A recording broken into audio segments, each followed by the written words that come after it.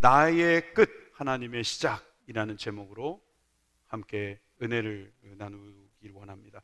한번 따라해 보시겠습니까? 나의 끝은 하나님의 시작이다. 베서니 해밀턴이라는 분의 이야기를 시작하겠습니다. 여러분, 이분은 하와이 출신의 여성입니다. 어릴 적부터 서핑을 시작했고 촉망받는 서핑 선수로 성장했습니다. 그런데 2003년 10월 31일 친구들과 서핑을 하다가 4.5m짜리 식인 상어에게 공격을 당했습니다. 그래서 왼쪽 어깨 아래를 모두 잃었습니다. 구사일생으로 구조가 됐지만 피를 60%나 다 흘려버린 이 베서니는 죽을 수도 있었습니다. 병원에서 회복되기까지 7일이나 걸렸다고 합니다. 그런데 깨어나기 했어요. 그리고 한참 있다가 바다에 나갔는데 서핑을 못 하겠는 거예요. 그렇겠죠. 얼마나 두렵겠습니까? 이제 인생은 끝났다. 나는 이제 인생 막장을 가는구나. 이렇게 생각을 하고 살았답니다. 그런데 이 베서니 해밀턴은 쓰나미로 인해서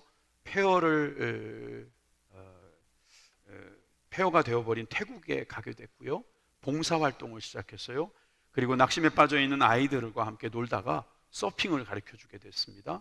그러다가 서핑을 하게 됐는데 그 이후로 그가 다시 서핑보드에 올라서 2005년도에 세계 선수권 대회에서 1등에 올라갔습니다.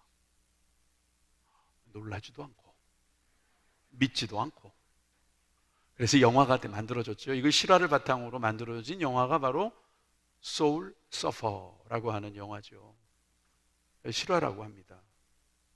이분이 인터뷰에서 이렇게 말했답니다. 더 이상 내 힘으로 어떻게 할 수 없다고 느껴질 때 삶을 다른 시각으로 봐야 합니다. 그렇게 됐을 때 하나님께서 시작하시는 것을 알 수 있습니다. 우리의 끝은 하나님의 시작입니다.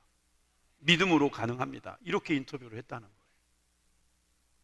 여러분, 베서니의 이야기처럼 우리는 끄트머리를 만날 때가 있습니다. 상반기도 끝났고 우리 인생도 어찌 보면 언젠가는 끝이 있을 거라는 생각을 하기 때문에 늘 끝에 대한 생각이 있어요. 여러분, 저 끄트머리라는 말에 대해서 여러분 들어보신 적 있죠? 저 말은 두 말의 합성어입니다. 끝과 머리예요. 끝인 줄 아는 거죠, 우리가. 그래서 끄트머리를 잡아라, 끄트머리다 말할 때 알고 보면 그건 머리다 이거예요. 어떻게 보면 그게 머리라는 거예요. 끝인 줄 알지만 그건 또 한편으로는 머리일 수 있다는 거죠.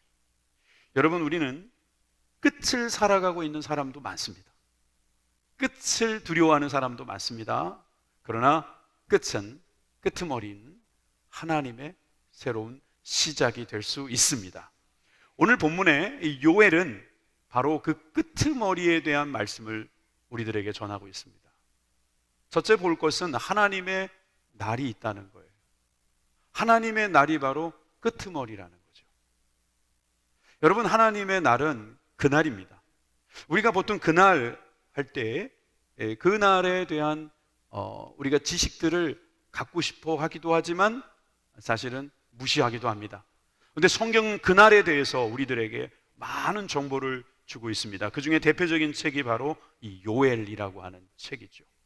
3장으로 구성되어 있습니다. 73절밖에 되지 않는 작은 책입니다. 종말론에 대한 이야기라서 조금 어둡습니다만, 그러나 성령에 대한 말씀도 들어있기 때문에 특히 우리 순복음에서는 이 요엘에 나와 있는 말씀을 많이 읽기도 하죠. 그런데 여러분, 이 끄트머리가 되는 이 요엘의 종말론은 이렇게 구성되어 있다는 것을 볼 수 있습니다. 영국으로 말하면 1막 4장, 그러니까 단막으로 봐서 4장밖에 되지 않는 연극이다 이거예요. 그래서 1막 1장에 나오는 내용은 메뚜기 재앙입니다. 메뚜기의 재앙이 이 땅에 있을 것이다. 두 번째, 하나님께서 행하실 큰 일을 약속하시는 내용입니다. 또 세 번째 장에 가면 하나님께서 내리실 심판이 있을 것이다. 또 네 번째 장에 가면 하나님께서 부어주실 복에 대한 예고가 있습니다. 좀 장황합니다. 딱 4장이라고 하지만 무슨 말일까? 메뚜기 재앙을 했다가 또 큰 일을 하신다고 했다가 또 심판이 나오고 또 복도 준다고? 이건 무슨 말일까? 간단하게 정리해 드릴게요. 첫 번째는 경고예요. 두 번째는 약속이에요. 세 번째는 다시 경고, 다시 약속이에요. 경고와 약속, 경고와 약속을 통해서 우리는 제대로 된 경고를 듣기만 하면 하나님의 약속으로 인해서 구원을 받을 수 있다는 거예요. 여러분, 그래서 요엘 말씀은 희망의 말씀입니다. 끄트머리지만 말 그대로 머리입니다. 이 머리 속에서 우리는 하나님의 말씀을 깨달을 수가 있습니다. 오늘 2장 1절을 말씀 읽지 않았는데 같이 한번 읽어볼까요? 시온에서 나팔을 불며 나의 거룩한 산에서 경고의 소리를 질러 이 땅 주민들로 다 떨게 할지니 이는 여호와의 날이 이르게 됨이니라. 이제 임박하였으니. 성경은 우리들에게 경고의 말을 주기 위해서 요엘을 사용하시는 거예요.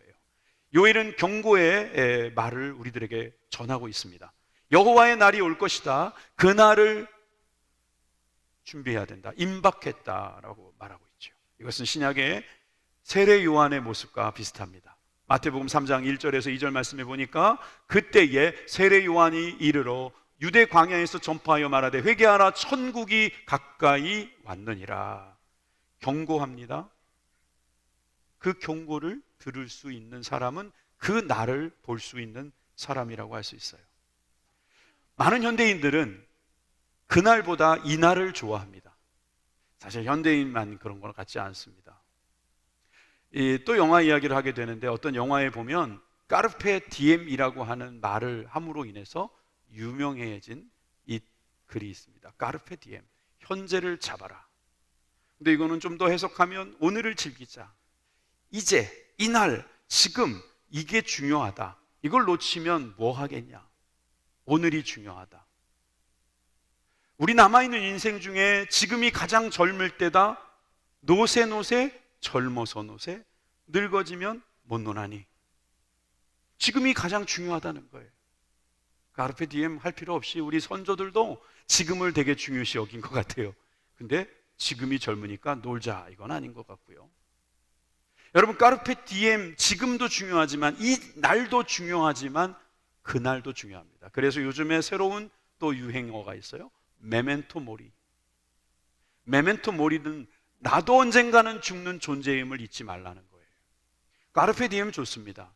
그러나 나도 언젠가는 죽을 수 있으니 잊어버리지 말라는 거예요. 그날을 잊어버리지 마라. 이거예요. 여러분, 그날을 아는 사람은요, 이날도 제대로 살아요. 이날을 헛되게 보내지 않아요. 여러분, 지나간 것은 지울 수도 있고 잊을 수도 있고 그런데 그날을 아는 사람은요, 그게 다 의미가 있는 거예요. 믿으십니까? 여러분, 지나간 것은 지나간 대로 두자는 말도 있더라고요. 그런데 그날에 대해서는 관심이 없어요. 그날은 하나님께서 준비하신 날, 하나님께서 경고하시는 날입니다. 여러분, 이 날을 생각하며 사는 축복의 삶을 사시기를 주님의 이름으로 축원합니다. 교회 오신 분들은 사실 이곳에 와서 쉬는 거예요. 그날을 생각하면서요. 그날이 있기 때문에 오늘을 살 수 있는 거예요.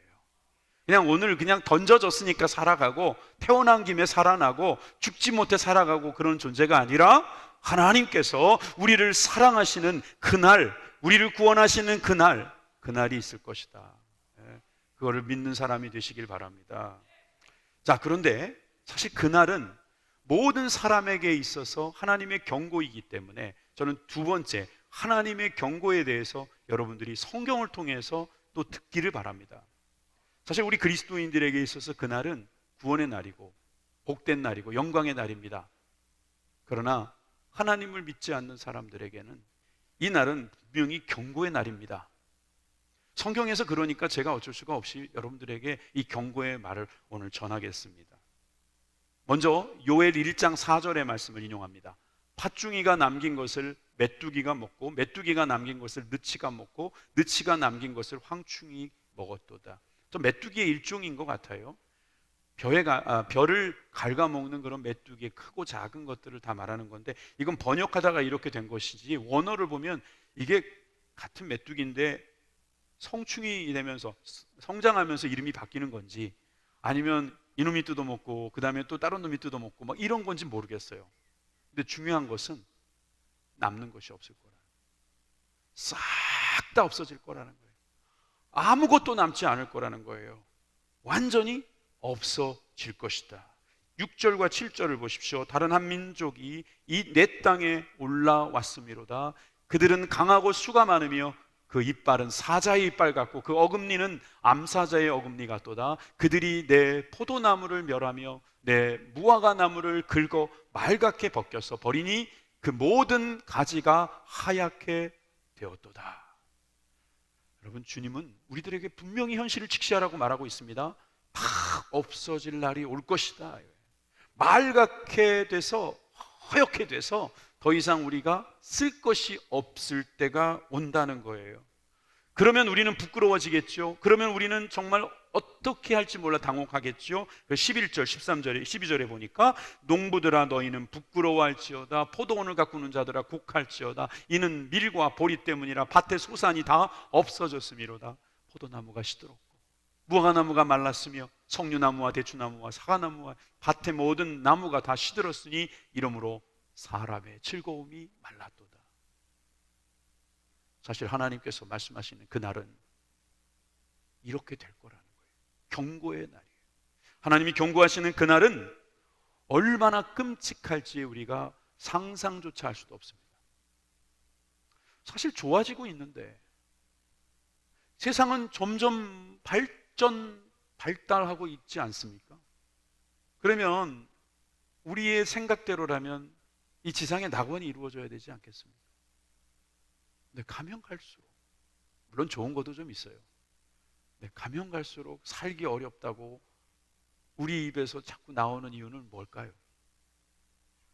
주님이 주시는 이 경고의 메시지는 우주적인 종말에 대한 말씀이기도 하지만 우리 개인에 대한 이야기도 됩니다. 우리가 언젠가는 하얗게 없어지게 될 수가 있습니다. 말갛게 없어질 때가 올 것입니다. 그날이 없을 거라고 생각하지 마세요. 메멘토 모리. 그런 사람은 지혜로운 사람이에요.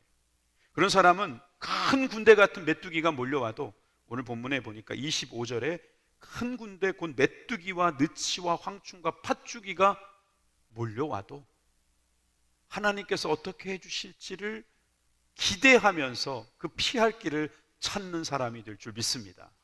그냥 온다니까 그냥 거기에 넋놓고 앉아서 아무 대책 없이 있는 것은 아니다 이 말입니다. 여러분, 경고의 말씀은 들을 때 소망이 있는 것입니다. 경고가 안 들리면 끝난 거고요. 경고가 들린다는 건 도망갈 수가 있다는 거예요. 피할 수가 있다는 거고요. 준비할 수 있다는 거예요. 여러분, 이것이 축복이기를 주님의 이름으로 축원합니다. 그런데 여러분, 이 경고는 다른 말로 하나님의 지우개입니다. 지우개. 그래서 저는 세 번째로 하나님의 지우개에 대한 말씀을 함께 나누기를 원합니다. 여러분, 재난과 재앙은 하나님의 지우개로 쓰임받을 때가 있어요. 그래서 하나님께서 싹 쓸어버리시는 것도 사실은 지우개처럼 보일 거예요. 그러나 그것만 쓸어버리시는 게 아닌 거예요. 자, 먼저 21절에 보니까 땅들에게 말씀하십니다. 땅이여 두려워하지 말고 기뻐하며 즐거워할지어다. 여호와께서 큰 일을 행하셨음이로다. 또 22절에 말합니다. 들짐승들아 두려워하지 말지어다. 들의 풀이 싹이 나며 나무가 열매를 맺으며 무화과 나무와 포도나무가 다 힘을 내는도다. 여러분, 땅과 들짐승들이 두려워하지 않아도 되는 세상이 온다는 거예요.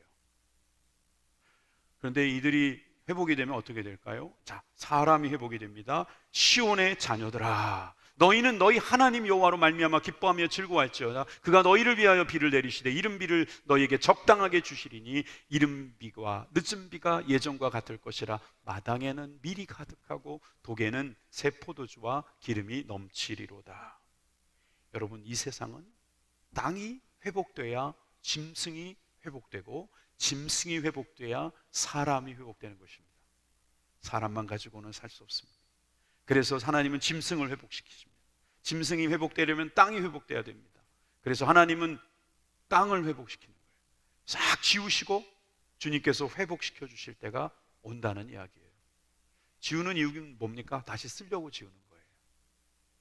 우리가 키보드를 치다 보면 델리트 키가 있잖아요. 그걸로 지우면은 아무것도 남지 않게 싹 지워지더라고요. 여러분, 하나님께서 우리를 지우실 때에 우리를 회복시키기 위해서 새로운 창조를 하시겠다는 말씀을 하고 계시는 거예요. 그러니까 여러분 잘 들으세요. 하나님의 날은 새 창조의 날입니다. 우리의 이 땅에 보이는 것들이 다 쓸려 내려가도 하나님께서는 다시 회복시키실 거라는 그 귀한 메시지를 우리들에게 주시는 거예요. 이게 바로 신앙적으로 보일 때 우리는 소망이 있는 거예요. 여러분들의 삶에서 적용해 보고 싶으세요? 할 수 있어요. 여러분들이 지금 끝난 것 같죠? 상반기에 진짜 하나도 남은 게 없고요.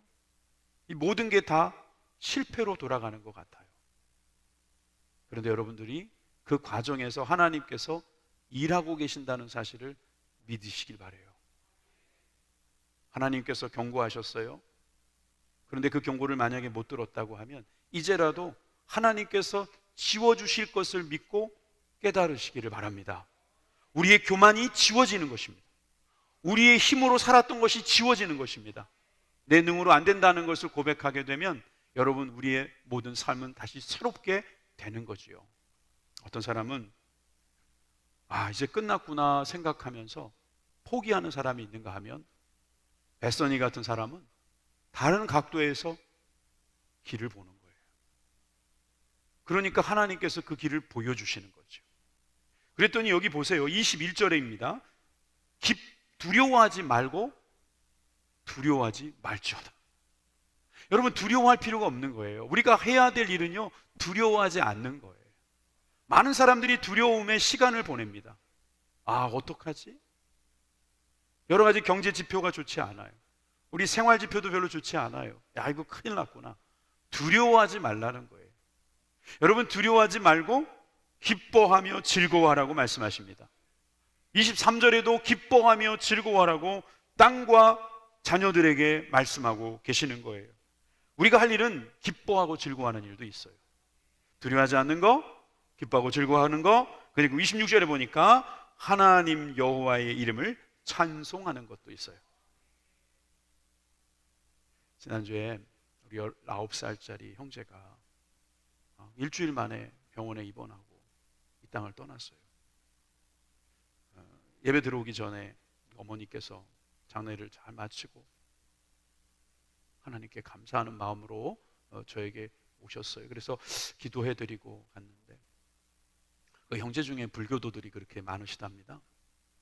그러다 보니까 처음에 이걸 장례식을 어머니의 신앙 또 우리 소천한 우리 현준이의 신앙을 따라서 기독교식으로 하겠다고 할 때 약간의 문제가 있을 뻔했답니다. 그런데 참 겸손하신 분들이에요. 다 받아주셔서 찬송가를 틀어놓고 장례식을 기독교식으로 했어요. 근데 끝날 때쯤 됐을 때 그 오빠가 그러니까 오빠니까 외삼촌인가요? 고인의 외삼촌이 찬양을 따라 부르더래요. 찬양을 그 들려오는 찬양을 따라 부르고 그게 테이프가 꺼지니까 트시더래요. 찬양이 좋다는 거예요. 초상집이 아니라 천국을 바라보는 잔치집이 된 거예요. 세상 사람은 이해 못할 거예요. 한 20살밖에 안 된 아이가 죽는데 뭐가 그렇게 좋겠냐고. 사실 우리는 헤어짐의 슬픔은 여전해요. 못 본다는 게 너무 마음 아파요. 그렇지만 그 아이가 어디 갔어요? 천국 갔어요. 하나님께서 그의 마음에 소망을 주시는 게 그 가족이 그 찬양을 들으면서 위로를 받는 거예요. 나중에 마지막 날에는요, 내게 강 같은 평화. 오빠가 그런 노래를 부르더래요. 오빠 교회 다녔어요? 그랬더니 나 어렸을 적에 새벽 예배도 따라갔어. 이 노래는 국민가요 아니야? 내게 강 같은 평화가 국민가요였네요. 여러분, 우리에게 강 같은 평화가 어떻게 나옵니까? 우리는 지켜줄 수 없는데 하나님은 지켜주시는 거예요. 하나님께서 돌봐주신다는 이 믿음이 있는 사람은요, 여러분, 하나님께서 우리를 어떻게 만드실 것인지를 보는 사람이에요. 그러니까 괜히 지나간 것을 가지고 다시 붙들어서 막 고민하고 걱정하고 이거 어떡하지? 하지 않아요. 그냥 기뻐하고 즐거워하고 찬양하고 하나님 말씀 믿는 거예요. 자, 그런 사람은 27절에 뭐라고 말씀하시냐면은 영원히 수치를 당하지 아니하리로다. 여러분 믿으십니까? 여러분, 돈이 있다고 수치를 안 당하는 겁니까? 건강하다고 수치를 안 당하는 겁니까? 열심히 산다고 수치를 안 당하는 것입니까? 여러분, 하나님께서 수치를 당하지 않게 해 주셔야 수치를 당하지 않는 것입니다. 여러분, 왜 돈을 가지려고 할까요? 왜 그렇게 건강하려고 할까요? 왜 높아지려고 할까요? 왜 자기가 주도권을 잡으려고 할까요? 전 보니까 수치를 당하지 않으려고 하는 거예요. 부끄러움 당하지 않으려는 거예요. 그런데 그거 있다고 수치를 안 당하는 게 아니에요. 여기 보세요. 하나님께서 약속해 주시잖아요. 내 백성이 수치를 당하지 아니하리라. 여러분 믿으십니까? 이게 믿음으로 되는 거예요. 베스니도 그런 말 하잖아요. 믿으니까 되더라 이거예요. 믿으니까. 들짐승도 두려워하지 말지어다. 22절에 보니까 풀에 싹이 나며 나무가 열매를 맺을 것이다. 이것도 믿는 거예요. 여러분 나무를 보면서 싹이 날 것을 믿습니까? 믿어야죠. 그건 당연히 자연의 이치인데 왜 그걸 안 믿으세요? 근데 죽었는데 싹이 난다는 건 믿어야 될 거예요. 분명히 지팡이처럼 죽어있는 나무는 싹이 안 날 건데요. 그걸 믿는 거예요. 그 싹이 나는 거예요. 성경에 아론의 지팡이가 막 싹이 나잖아요. 이걸 가리켜 하나님이 주시는 생명이라고 말하는 것입니다. 안 믿는 사람, 못 믿는 사람들은 이게 이상하다고 그럴 거예요. 24절에 보면은 마당에는 밀이 가득하고 독에는 새 포도주와 기름이 넘치리로다. 하나님의 약속이고 그 약속을 믿음으로 말미암아 갖게 되는 거예요. 믿음에 대해서 설명하고 싶어서 제가 고민하다가 하나님께서 이런 생각을 주신 것 같아요. 제 생각에는 하나님 주신 것 같아요. 여러분 만약에 제가 복권에 당첨됐다 합시다. 전 복권을 개인적으로 사진 않습니다. 죄송합니다. 저는 안 삽니다. 근데 누가 저한테 선물로 줬는데 맞춰보니까 100억 됐어요. 100억 이게 좋다. 한 10억만 남겨놓고 다 뿌리자. 그래가지고 제가 오늘 예배 마치고 제 방에 오는 분들에게 1000만 원씩 드리겠습니다. 생각만 해도 좋으신가 봐요. 근데 누가 받아갈까요? 생각만 해도 좋은 이 일은 누구에게 혜택이 있을까요? 끝나고 제 방으로 오는 사람이에요. 믿는 사람이죠. 에이, 목사님 무슨 돈이 있다고. 저 인간은 안 줄 사람 같은데. 자기가 다 먹겠지 뭐 어떻게 주겠어. 뭐 때문에 줘? 내가 뭘 잘했다고 줘? 그런데 아니야, 줄지 몰라. 가보자. 가버리는 거예요. 내려와 보는 거예요. 그랬더니 주는 거예요. 이렇게 길게 이야기하면 또 나중에 헷갈리시는 분이 있어요. 이건 예화입니다. 네. 혹시나 오지 않으시길 바랍니다. 1000원 정도는 드릴 수 있습니다. 1000만 원은 좀 힘듭니다. 여러분 이렇게 믿음이 사실 우리들의 삶에 너무나 많아요. 그런데 우리가 믿지를 않으려고 하는 거예요, 자꾸. 그러니까 하나님께서 주시겠다고 한 거는 아무 생각 없이 그냥 버려버리고, 하나님이 주시지도 않은 거 그거 붙잡고 계속 고민하고 연연해하고 낙심하고 부끄러워하고 그러지 말자는 거죠. 찬송가 64장에 보니까 이런 찬양이 있어요. 기뻐하며 경배하세 영광의 주 하나님, 주 앞에서 우리 마음 피어나는 꽃 같아 죄와 슬픔 사라지고 의심 구름 거치니 변함없는 기쁨에 주 밝은 빛을 주시네. 할렐루야. 여러분 이 찬양이 어디서 나온 찬양일까요? 여러분 일단 작곡은 누가 했냐면 베토벤이 한 거예요. 저분 아시죠? 저 베토벤이 귀가 들리지 않을 때가 있었어요. 하나도 안 들려요. 너무 안 들리니까 사실 음악으로는 끝난 거예요. 베토벤은 끝났어요. 그런데 하나님께서 베토벤에게 영감을 주신 거예요. 그래서 노래를 만들었는데 그 다음에 보여주시는 프리드리히 실러라고 하는 사람이 쓴 글을 가지고 환희의 송가라고 하는 시를 가지고 베토벤이 환희의 찬가라는 노래를 만들었어요. 들어볼까요? 들어보고 싶지 않으세요?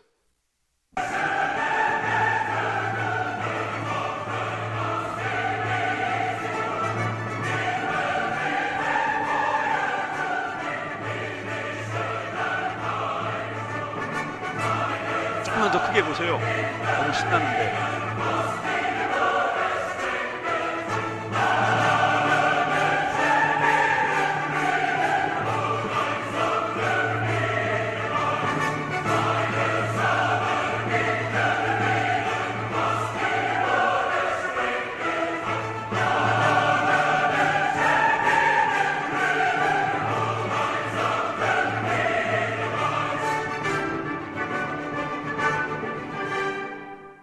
여러분, 이 환희의 찬가는 베토벤의 끝에서 나온 말입니다.